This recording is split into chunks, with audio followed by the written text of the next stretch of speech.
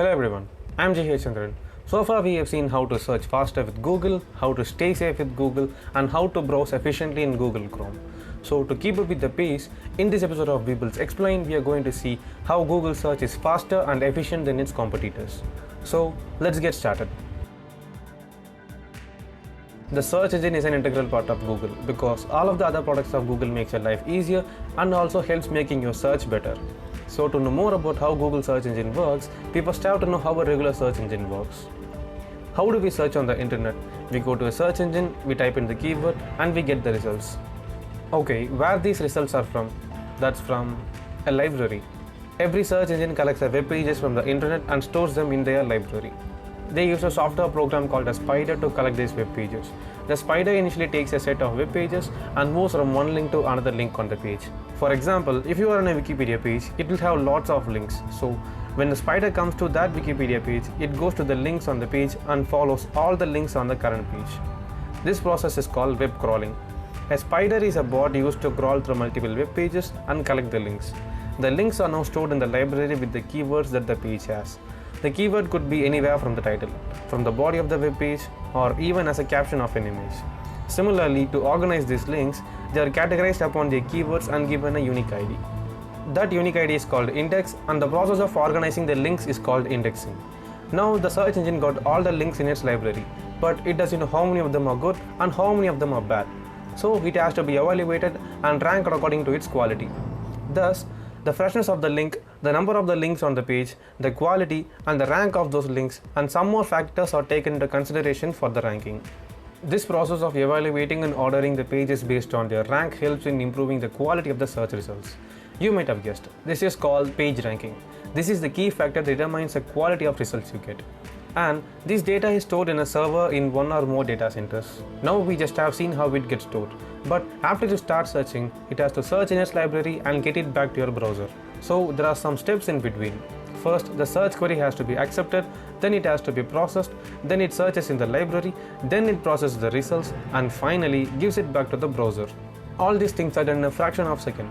More generally, every search engine out there does this exact thing. But what makes Google faster than others? It has to do more than other search engines, like personalizing the results for us based on our data that Google has and categorizing the results and more. How? The answer is, I don't know. Because those things are kept top secret in the company. Only a few people of the company know the secret behind the super fast search. But we can predict something, we can analyze something, or we can even guess things. Thus, Google has some differences and personalization for the search from other search engines. Let's find that out. Crawling the web page and indexing them in its library is similar to other companies, but the difference is in their algorithm. That's Google's trademark page ranking. It just crawls the web page, indexes them, and ranks them. But the real difference and the improvements comes to the search. First, prefetch. It happens as soon as you begin typing. You can see the autocomplete function gives suggestions for the search term. But how does it come? Because of the Google's catch. There would be many people searching for the same data as you are looking for. So when they search, that would be stored in the Google servers. If you are typing something new that doesn't exist in the Google's cache, it won't be shown up in the autocomplete. When it suggests, it also moves to the next step, accepting and processing the query. It takes the search query and processes the results. So it starts getting the results as soon as you are typing. Processing means it has to do something with the input. That's validation. For example, if you type how to change a light bulb, the actual meaning is how to replace a light bulb. Thus, Google understands this and processes the search. So, processing has three major things to do. 1. Correcting your misspelled words. 2. Understanding the meaning of the words. 3. Finding the synonyms for the words. Don't worry about the three things. They're handled by AI to make your search more narrow. As a bonus, it also catches your search input for others to search. Now it has to search. As we've seen before, the pages from the crawlers are categorized based on their keywords and indexes.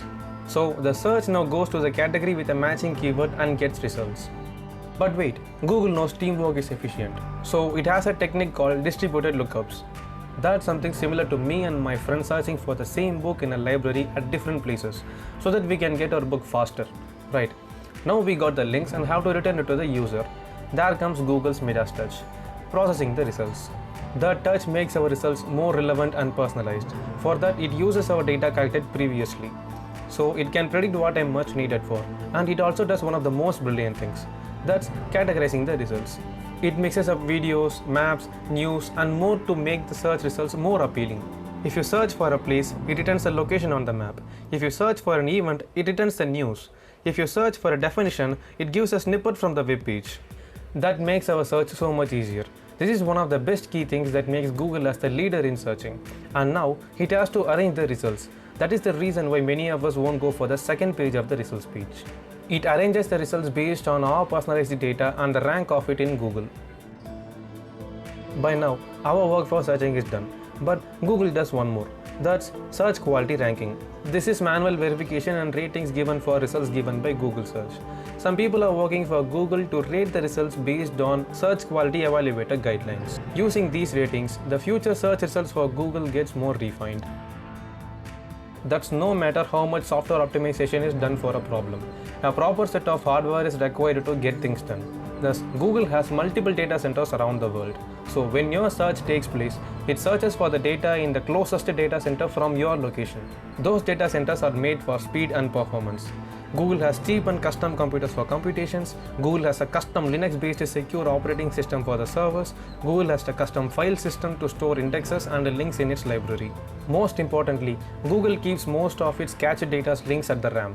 SSD speed is nothing in front of a RAM, so the search is extremely fast.